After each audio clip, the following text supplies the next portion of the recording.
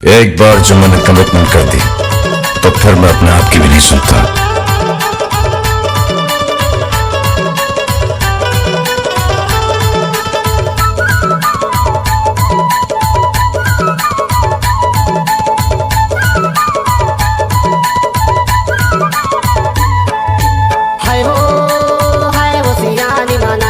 DJ remix बनाने वालों का नाम है संतोष कुमार, ग्राम जिला बघोर टोला वाले।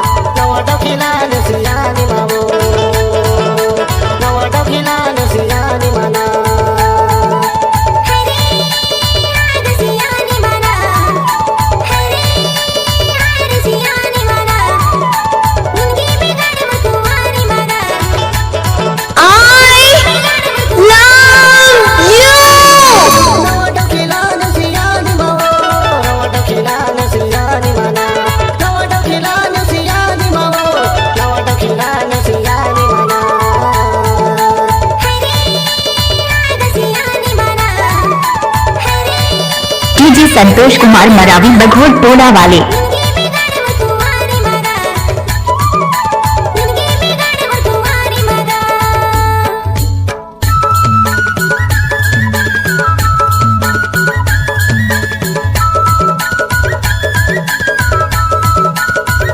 अच्छा,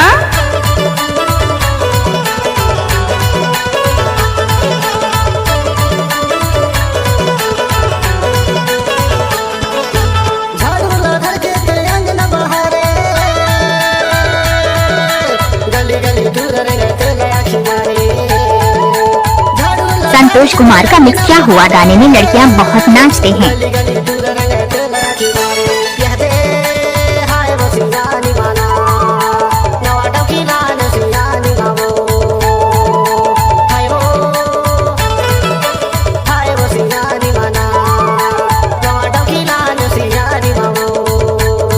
अरे थक गए क्या?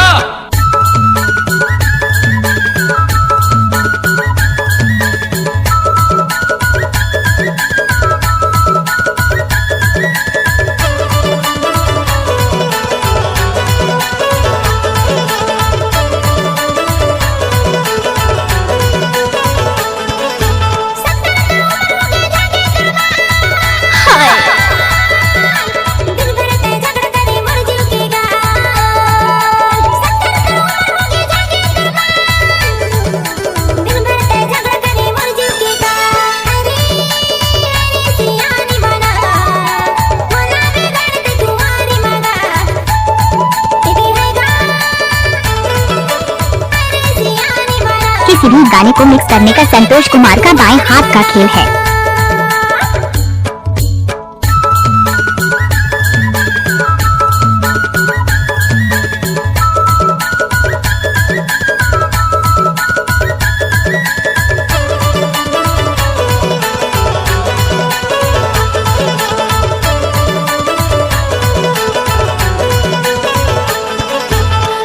ओके,